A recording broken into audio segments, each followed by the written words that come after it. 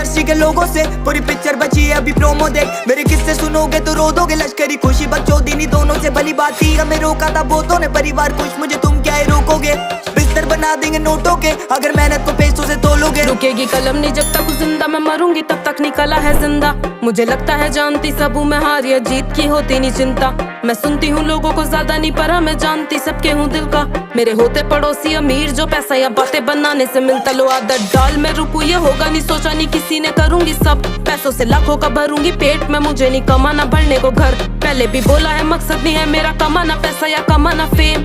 फर्क है मुझे बदलनी है दुनिया और तुम्हें बदलने है घर। करने से बातें हो जाती हैं ताजा वो यादें कि कैसे करा मैंने शुरू था तब। कोई नहीं था मेरे साथ में रोने को, आईने में बैठा गुरु था बस। कहते थे लोग तेरे बस की नहीं था, मेरा दिल भी नादान था मानता सच। पर कुछ नहीं ऐसा जो तू नहीं कर सकती, अब कहता है आईना कहते हैं बड़ी बातचीत इंडस्ट्री के लोगों से